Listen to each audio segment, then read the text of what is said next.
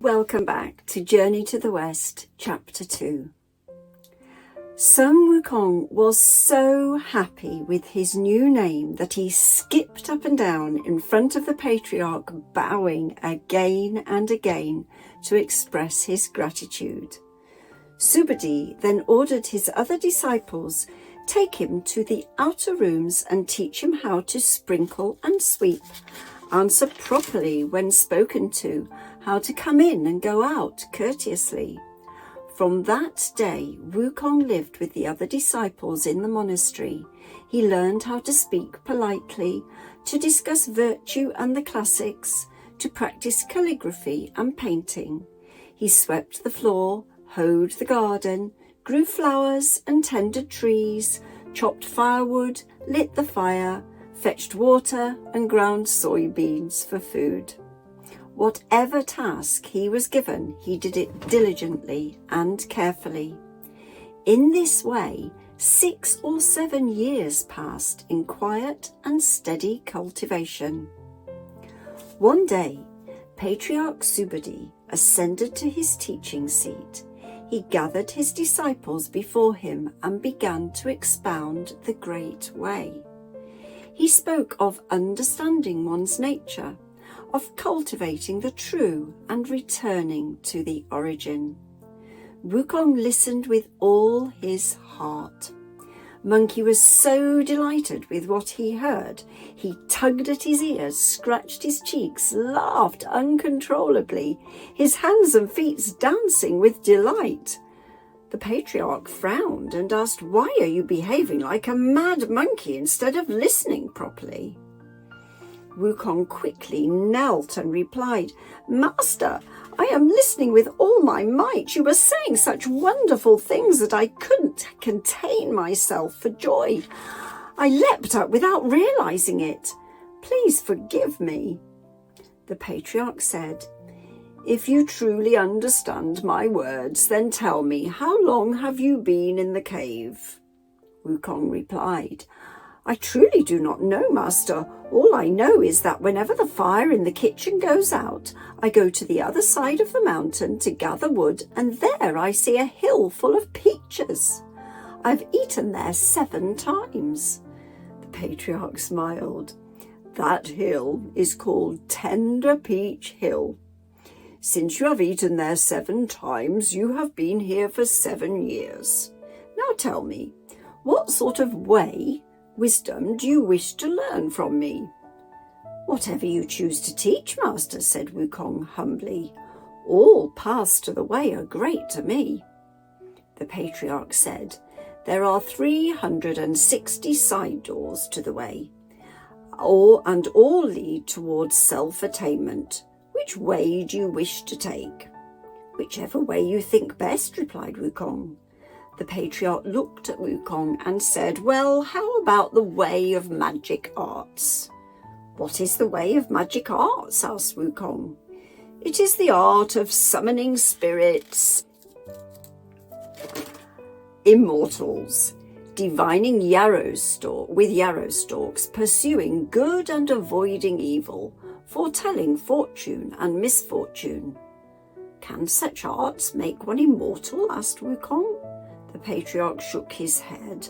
"No, they may bring temporary clarity, but they cannot free one from life and death." "Then that is not the way for me," said Wukong. The Patriarch continued, "Then how about the way of natural philosophy?" "What is that about?" asked Wukong again. "It means studying the 3 teachings of Confucianism, Buddhism and Taoism, examining yin and yang, medicine and the 5 phases, chanting scriptures and reciting prayers." "Can one become immortal that way?" Wukong asked. "To try to attain immortality that way," said the Patriarch, "is like building a house by the roadside. It may look solid, but soon collapses amidst the dust and noise." "That doesn't sound like long life," Wukong said. "I shan't study that either." "Then perhaps you wish to learn the way of stillness." "What is the way of stillness?" asked Wukong. "It is to fast, keep silence and restraint, sit in meditation, and be vegetarian." "Can this make one immortal?" "It is like sealing the mouth of a kiln with sun-dried bricks," replied the Patriarch. "They may appear firm, but the first heavy rain will wash them away." "That cannot be eternal either," said Wukong. "I shan't learn that." The Patriarch's eyes flashed slightly. "Then shall I teach you the way of action?" "What is that like?" asked Wukong. "It involves gathering the yin to nourish the yang, bending the bow and treading the arrow, rubbing the navel to move the qi, and experimenting with alchemy." "Can such practices bring immortality?" asked Wukong eagerly. "To pursue the way like that," said the Patriarch, "is like fishing for the moon in water. Its reflection is only an illusion." Wukong laughed and shook his head. "No, Master, that won't do for me either." The Patriarch sighed and rose from his seat. Pointing at Wukong with his staff, he said, "You refuse this way and that way. What is it you truly want, you monkey?" He walked to Monkey and struck him 3 times on the head, then turned around, clasped his hands behind his back, strode into the inner hall, closing the door behind him. The other disciples were shocked. They scolded Wukong. "You insolent ape! The Master was teaching you the way, but you argued with him at every turn. Now you've offended him. Who knows when he'll come out again?" But Wukong only smiled, his face calm and bright. He uttered not a word, for he had understood the riddle. He held the secret in his heart and waited patiently. When the Patriarch struck him 3 times, he was telling him to come at the 3rd watch. And when he went inside with hands clasped and closed the main door, he meant for Wukong to enter by the back gate to be taught in secret. Wukong spent the day with the others outside the 3 Stars cave, his eyes on the sky, but secretly eagerly awaiting for nightfall. That evening, Sun Wukong lay down like all the others, pretending to sleep. He slowed his breath until it grew long and steady, his mind calm and bright. No one beat the night drum or called the hours in that mountain place, so he could tell the time only by counting his breaths. Inhale and exhale. 10, 100, 1,000, until the world grew utterly still. When he reckoned it was the 3rd watch, he rose quietly, dressed, and slipped through the front door, circling to the back of the cave. The moon shone clear and silver on the cliffs. Mist drifted over the pines like gauze. The back door was half closed.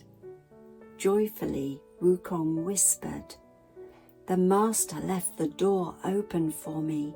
He truly means to teach me the way." He crept inside to the Patriarch's sleeping chamber. Subodhi lay curled upon his bed. Wukong knelt before him and dared not make a sound. After a while, the Patriarch stirred, stretched both legs, and murmured, "Hard, so hard. The way is most secret. Never treat the golden elixir as a plaything. To teach divine spells to one unfit is but to tire the tongue in vain." Wukong bowed and said softly, "Master, your disciple has long been kneeling here." The Patriarch opened his eyes in surprise. "Ah, it's that monkey. Why have you come here instead of sleeping outside?" Wukong replied, "Master, Yesterday, before the altar, you struck my head 3 times, then turned and closed the main door. Surely that meant your disciples should come in by the back gate at the 3rd watch to receive your secret instruction. So I have come, daring to kneel before you." Hearing this, Subodhi laughed quietly to himself. This creature was indeed born of heaven and earth. How else could he understand my hidden meaning so well? He sat up, put on his robe, crossed his legs upon the bed, and said, "This is your destined hour.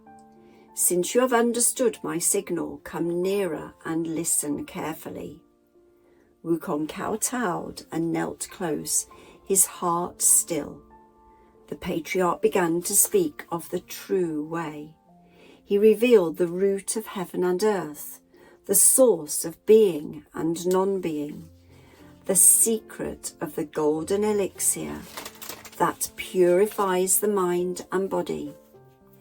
He recited the true spells, formulas that guard against evil desires and turn impurity to light. He warned, these spells must never be passed lightly to others. If one reveals the heavenly secret, thunder itself will strike him down.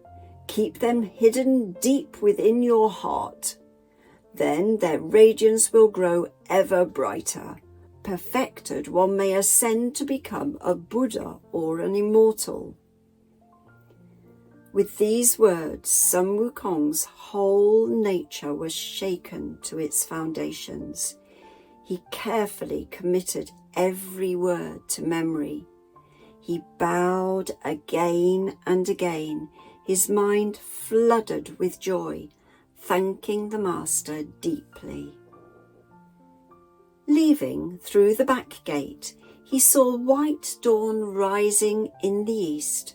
White golden moonlight still lingered in the west. He returned along the old path to his sleeping place, shook his bedding and called out, "It's light, time to get up." None of them knew that from that moment on, he was no longer the same. So what will become of him now? To find out, join us for the next episode. Bye-bye.